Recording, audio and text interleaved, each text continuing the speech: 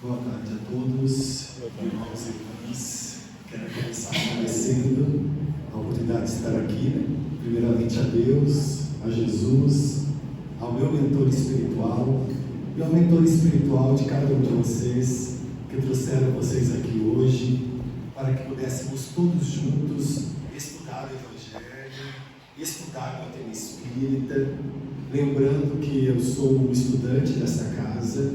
E como estudante, separo alguns temas, algumas vezes sugeridos pela casa, outras vezes os temas que estão contidos no Evangelho segundo o Espiritismo, para que aqui, todos juntos, possamos estudar, trazer para nossas vidas e contribuir para a nossa atual reencarnação. É esse o objetivo. Por isso que, primeiramente, para o ouvido de quem elabora.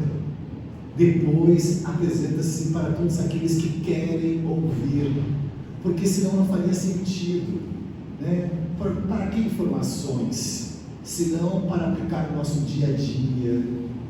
Para que informações? Senão para contribuir com a nossa atual reencarnação. Como é que nós podemos fazer para evoluir, para progredir, para crescer enquanto espíritos? Para isso, o estudo, para que pouco a pouco nós possamos aplicá-lo nas nossas vidas. Vai ser sempre? Não, nem sempre nós vamos conseguir, porque os desafios são inúmeros. Mas não quer dizer que nós não podemos tentar.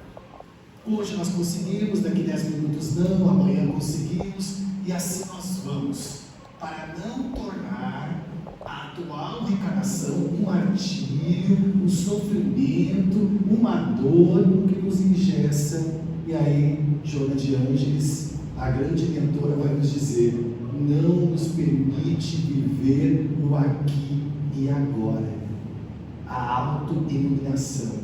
Então, que nós possamos ser mais generosos com nós mesmos quando aplicarmos em nós os ensinamentos. E o tema de hoje, já no título, é uma convocação. Qual é o tema de hoje? Retribuir o mal com o bem. É profundo, é importante, é um alerta de Jesus para nós, que é um dos caminhos para crescermos espiritualmente, que faz parte, tem que estar no conjunto, que se nós ainda não conseguirmos, temos que exercitar, senão não sentiremos o reino de Deus dentro de nós. Ou seja, o belo, o bonito, o harmonioso, essa paz, essa plenitude. Se nós não praticarmos retribuir ao mal com o bem, nós não vamos conseguir sentir. Então, o tema de hoje já nos traz para o exercício que devemos ter constantemente enquanto encarnados: retribuir ao mal o bem. E vamos refletir um pouquinho sobre isso. Imagine agora se nós aplicarmos essa regra que Jesus nos ensinou há mais de 2000 anos atrás. Vamos começar devagarinho, com nós mesmos, e a partir daí com os outros. Mas como assim com nós mesmos? Toda vez que vier aquele pensamento de mal para com nós mesmos, retribuímos com um pensamento bom, no bem. Mas como assim? As cobranças exageradas a nós mesmos, a culpa, o rancor, as mágoas, todas as vezes que vier esse pensamento, retribui com o pensamento bom, com o pensamento do bem. E automaticamente nós conseguiremos com todos aqueles que estão ao nosso redor, porque nós vamos ver também ao decorrer dessa doutrinária o poder do ambiente. O ambiente pode nos deixar bem, como o ambiente pode nos adoecer. E como é feito o ambiente? Com os pensamentos. Então vem o pensamento ruim, retribui com o pensamento bom. Mas aí é que há, tem que ter um esforço nosso. Então nós vamos voltar um pouquinho, há 2000 anos atrás, porque neste momento é quando Jesus vai nos ensinar a retribuir o mal com o bem, e depois nós vamos ter o título Amai os vossos inimigos. Jesus já tinha feito o Sermão da Montanha. Lembra do Sermão da Montanha? Que Jesus deixa claro a plataforma do Evangelho, ou seja, o que todos nós juntos ou individualmente deveríamos fazer para acessar o reino de Deus, para compreender nossa atual reencarnação. E aí vem as bem-aventuranças, né? Bem-aventurados mansos e os pacíficos. E aí todas as bem-aventuranças. Depois das bem-aventuranças, Jesus chega e nos diz assim: aprendeste o que foi dito, amareis o vosso próximo e odiareis os vossos inimigos. Era assim até chegar Jesus. Aí Jesus diz assim: eu porém vos digo, amai os vossos inimigos, fazei o bem aos que vos odeiam e orai pelos que vos perseguem e caluniam, a fim de seres filhos do vosso Pai que está nos céus, e que faz se levantar o sol para os bons e para os maus, e que chova sobre os justos e os injustos. Não é assim? O sol não está para todos, para os bons, para os maus, a chuva, né? Para os justos, vai nós aqui agora catalogar para quem nós vamos desejar o bem, se o bem é para todos, e se Deus deseja o bem para todos os seus filhos. Olha que interessante. Retribuir o mal com o mal é não conhecer Deus, nem Jesus. E retribuir o mal com o mal está longe do cristianismo, porque não faz sentido. E não faz sentido para a nossa saúde também, porque tudo que vai, volta. Então, se nós retribuímos o mal com o mal volta a nós. Porque se só amardes os que vos amam, qual será a vossa recompensa? Cadê o nosso esforço? Amar só os conhecidos, só os da família, só aqueles nossos, é natural. Mas amar ao adversário, amar aquele que nos incomoda, amar aos inimigos, requer um esforço maior do nosso espírito, requer uma força maior nossa para entender todos como os nossos irmãos. E aí cabe a nós. E aí Jesus segue: não procedem assim também os publicanos? Se apenas os vossos irmãos saudardes, que é o que conheço fazer mais do que os outros, não fazem outro tantos os pagões? Será que não nos acomoda? Será que para crescermos como espíritos, para progredirmos, nós não teríamos que refletir mais sobre esse amor universal, que tanto nos faz bem, que tanto nos liberta? Eu não acredito que quem ama sofra por amar. Então não é amor, é qualquer outra coisa, porque o amor é sublime, o amor é genuíno, o amor parte naturalmente de nós. E quando nós desejamos o bem para aquele que nos deseja mal, nós neutralizamos as suas intenções. Quando retribuímos com o mal, nós potencializamos. E aí vem o choro e o ranger de dentes que Jesus nos fala. Aqui eu separei para nós os livros utilizados nesse encontro, tá? Então nós vamos estudar o capítulo 12, Amai os vossos inimigos, do Evangelho segundo o Espiritismo. Em Torno do Mestre, que é o livro indicado pela FEB, do autor Vinícius, no capítulo Não Julgueis, porque aqui o Vinícius vai nos ajudar a interpretar as parábolas de Jesus. Tesouros Libertadores, de Valdo Franco e Joana de Ângeles, no capítulo As Más Inclinações, e o texto final está no livro O Espírito da Verdade, Chico Xavier, capítulo 65, Jesus Sabe. Então nós vamos agora entrar um pouquinho no Evangelho segundo o Espiritismo, que nos diz assim: amar aos inimigos não é ter para com eles uma afeição forçada, que não é natural, já que o contato com o inimigo faz bater o coração de maneira totalmente diferente. Amar aos inimigos, segundo este ensinamento de Jesus, é não ter contra ele ódio, nem rancor, nem desejo de vingança. E os espíritos vão dizer mais: desejo de vingança não cabe a nenhum cristão, a nenhum espírita, aquele que acredita em Deus.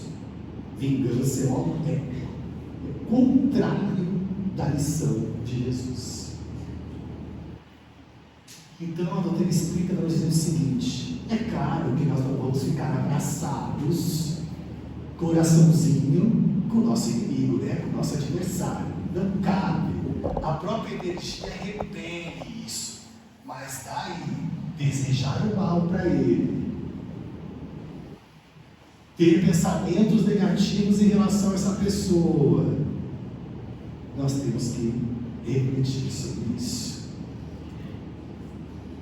Então nós temos que começar a pensar: se a pessoa hoje está agindo no mal, nós já sabemos que não vai ser assim a vida inteira, porque nós já acreditamos em evolução espiritual. Alguma coisa está acontecendo com essa pessoa. Muitas vezes ela direciona a maldade para mim, porque é com ela que está acontecendo alguma coisa. Tem alguma ferida, tem algo ocorrendo, quem sabe até uma doença, nós não sabemos. Então precisamos de indulgência. Precisamos pensar que não somos mais aquelas crianças que se ofendem com tudo. Eu errei? Não. Então não é comigo. Se errei, peço desculpas e continuo. E mando luz.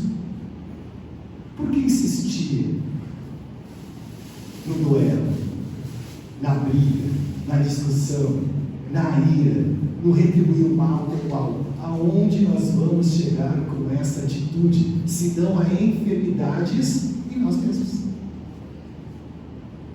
E aí nos molhamos com toda essa maldade. Então, não precisa abraçar o inimigo se não quiser, não precisa convidar para tomar um café se não quiser. A ideia aqui não é essa. A ideia é avançar um pouquinho mais nesse pensamento e desejar o bem, o melhor, inclusive incluir nas nossas orações. Pai, se eu fiz alguma coisa a essa pessoa, me desculpe. Se eu não fiz, da minha parte está tudo perdoado. Porque o meu foco é evoluir, é crescer, é conhecer o reino de Deus. E está tudo certo. Vamos fazer outra coisa. O pensamento fixo também, em determinada situação, nos enfraquece. Pode se tornar algo obsessivo. E quem é que desvia esses pensamentos? Nós mesmos. Aí cabe a nossa vontade. O espírita tem ainda outros motivos de indulgência para com os seus inimigos. Primeiramente, sabe que a maldade não é o estado permanente dos homens, mas que é devida a uma imperfeição momentânea. E do mesmo modo que a criança se corrige dos seus defeitos, o homem mau, um dia, reconhecerá os seus erros e se tornará bom.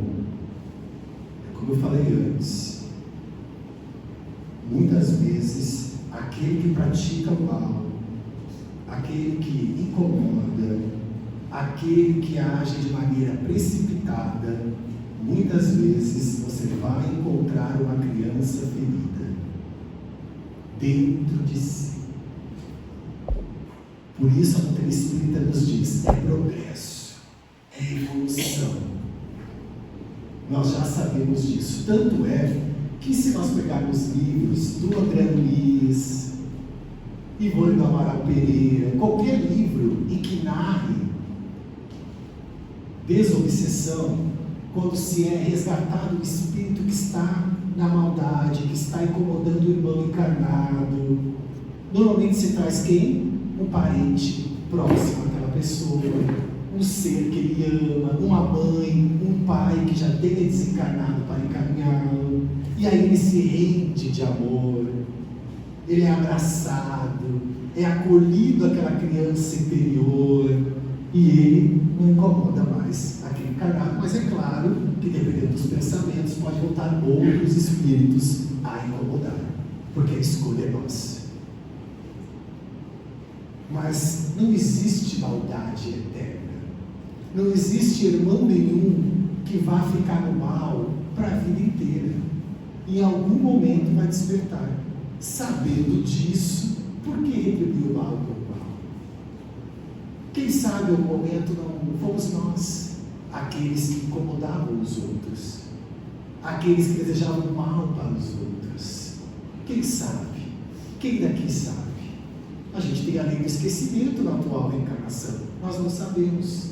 E se hoje estamos aqui, ouvindo doutrina espírita, acalmando os nossos corações, alguém pediu por nós. Alguém ou muitas pessoas nos ajudaram. Seguraram a nossa mão. Acreditaram em nós.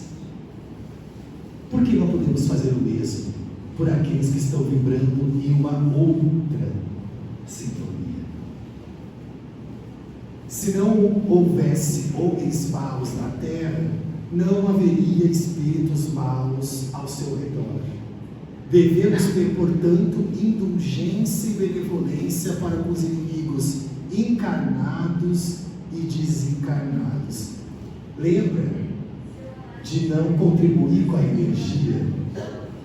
Seja o inimigo encarnado ou desencarnado, que for nos encontrar vibrando no bem, nos bons pensamentos, fazendo nossa oração, ele não fica, ele vai embora, porque ele não vai querer se evangelizar.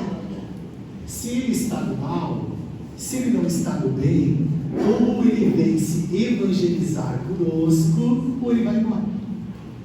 Agora, se o pensamento for ao contrário, potencializa, fica maior, e as coisas tendem a acontecer o que está acontecendo hoje na Terra, porque um pensamento puxa o outro. E como serão as companhias espirituais que nós queremos ao nosso redor? São as boas companhias? Ou são as companhias que vibram no ódio, no rancor ou na maldade? É uma boa pergunta, é uma boa reflexão. Como eu falei, o próximo livro, no capítulo Não Julgueis, em torno do Mestre de Vinícius, vai nos ajudar um pouco mais. Ele diz assim: julgar. Quem somos nós para julgar nossos irmãos, se todos somos réus no tribunal de nossas consciências? E não é verdade. Na nossa consciência estão armazenados tudo o que nós precisamos saber da lei de Deus, e os nossos equívocos também. Quem somos nós para julgar, se nós não temos conhecimento de nossas vidas passadas, devido à atual encarnação? Quem de nós conseguiria julgar alguém na sua maior plenitude? E ele diz mais: fazê-lo em nome da sociedade. Porque temos que dizer isso, né? Eu estou aqui para defender a sociedade, eu quero o melhor da sociedade, o que eu posso fazer? Aí ele diz o seguinte: pois é, a sociedade mesma, tal como está constituída, a responsável por grande número de crimes que que em seu meio se cometem. E aqui cada um de nós traz a sua contribuição. Todas as vezes que nós alimentamos o preconceito, nós estamos levando o irmão ao suicídio. Todas as vezes que nós apontamos o dedo na rua para alguma coisa, nós estamos aumentando o sofrimento e a enfermidade das pessoas. Todas as vezes que nós compartilhamos uma informação mentirosa, nós estamos provocando uma sensação de pânico em alguma pessoa que acessou aquele conteúdo em algum lugar. A sociedade adoece ou não adoece as pessoas? Todas as vezes que eu tenho qualquer preconceito racial com alguém, eu estou diminuindo a harmonia daquela pessoa e gerando uma série de enfermidades. A sociedade adoece ou não adoece? Então, antes de falarmos de A, de B, de C, pensamos em nós. Quando é que nós contribuímos para a maldade que cerca a sociedade hoje? Eu, você, todos nós. Não estamos muitas vezes retribuindo o mal com o mal. É importante isso. O abandono, o descaso. A sociedade somos nós. E a sociedade também é os nossos pensamentos. Por isso, desejar o melhor aos nossos adversários, aos nossos inimigos, começar a construir desde agora a terra regenerada que tanto esperamos, mas que será construída pelo pensamento e pela boa vontade de cada um de nós.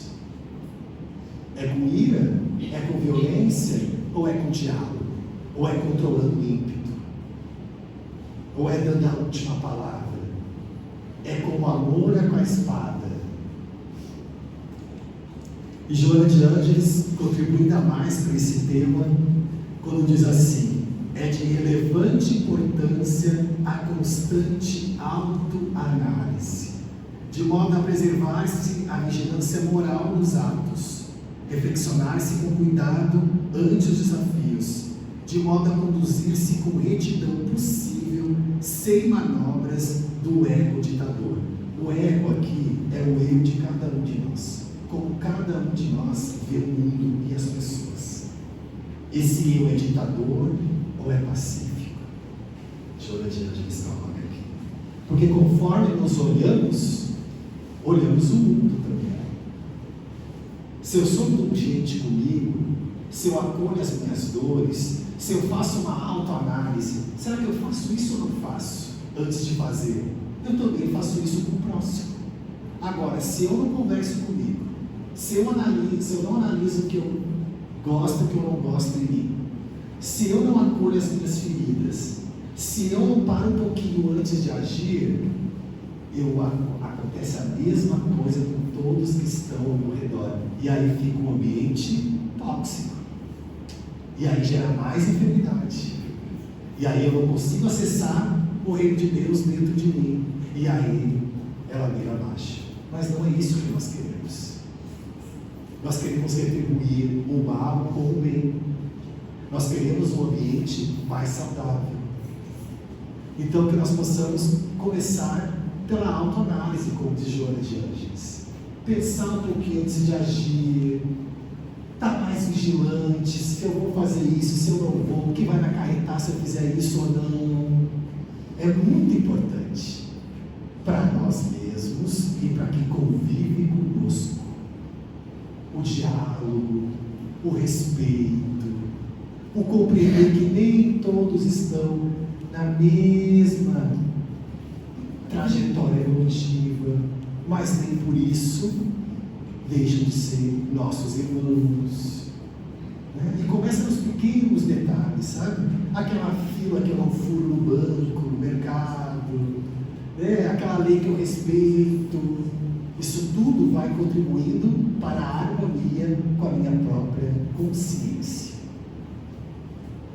É impostergável, diz a mentora, o dever de aproveitar-se com sabedoria cada momento da existência carnal para esculpir no cerne do ser os sentimentos de amor, de perdão, de compaixão e de autoiluminação.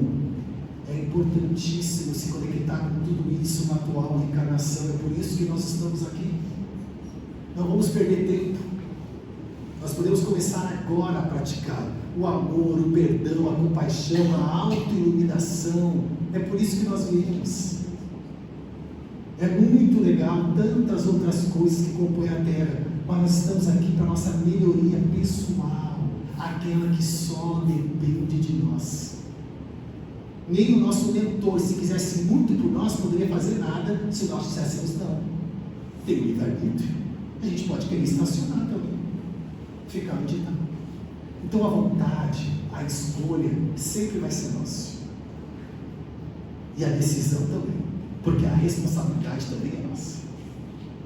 Não existe culpar ninguém. Existe olhar para si mesmo, aceitar que é uma experiência e ir se conectando com os bons pensamentos e sentimentos.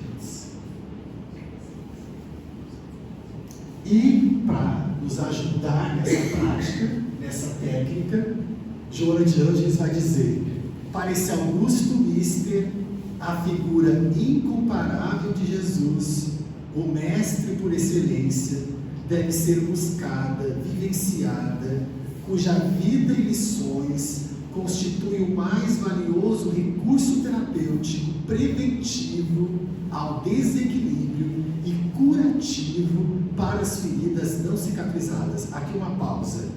Preventivo, curativo. Se nós nos desprendermos um pouco de nós e estudarmos o Evangelho, a doutrina espírita, os passos de Jesus na Terra, nós vamos nos preparando para toda e qualquer adversidade em nossas vidas, porque nós saberemos como nos comportar. Porque Jesus em nenhum momento, inclusive quando estava sendo surrado, humilhado, em nenhum momento ele perdeu o controle. Nós vamos perder ainda muito, porque a nossa caminhada ainda é longa. Mas por que não buscar um certo equilíbrio para nossas vidas já, se nós podemos? O Mestre nos ensinou que é possível. Por que nós não podemos também tentar buscar um certo equilíbrio? Vai responder de forma ríspida, fique em silêncio. Não consegue dar uma resposta agora? Pede para responder depois. Isso é tão libertador, mas há que ter uma prática nossa para que isso ocorra. Senão nós vamos pegando e comprando tudo aquilo que nos entrega. Vem uma mensagem, a gente acha que é verdade, já compartilha. E assim nós vamos nos alimentando de tudo aquilo que não questionamos se é verdade ou não. É preciso questionar, é preciso refletir, é preciso ter os olhos abertos para que a nossa reencarnação seja realmente proveitosa, para que nós possamos chegar na paz espiritual depois e falar: caramba, eu me esforcei, errei, mas logo fui de novo, cometi erros, mas logo quis encontrar o caminho novamente, retribuir todo o mal com o bem, e vou seguir a evolução espiritual. E é assim com todos nós. Mas há aquela vontade nossa, aquela vontade de pegar um livro, aquela vontade de ver uma boa notícia, né? Às vezes de sentar e escrever um texto, dizer como é que está se sentindo, sabe? Liberar, sabe? Deixar vir um minuto de silêncio, um espaço em silêncio, cuidar das nossas próprias vidas, porque a nossa reencarnação, e nós vamos passar essa trajetória com os nossos pensamentos, com a nossa vida, com a nossa consciência. E se ao redor não estiver assim, e se a tribulação estiver muito grande, pensemos em Jesus. Ele sabe. Existe a justiça divina. Ninguém nos pede que nós vamos lá e praticamos a própria justiça, sabe? A força. Cada um está no degrau que tem que estar. E a nós cabe o respeito, com nós mesmos e com os nossos irmãos. Para não se alongar, que chegou o nosso horário, queria ler um trechinho final do Evangelho segundo o Espiritismo, que o Espírito diz assim: eis porque dizemos sempre, elevai vossos olhares, quanto mais vos elevardes pelo pensamento acima da vida material, menos vos magoarão as coisas da terra. Enquanto nós procurarmos na terra a explicação para tudo, inclusive para a nossa dor, não vai acontecer. Tem que levar o pensamento à espiritualidade, olhar cada ser humano como um espírito imortal, que tem uma trajetória tanto quanto até maior que a nossa,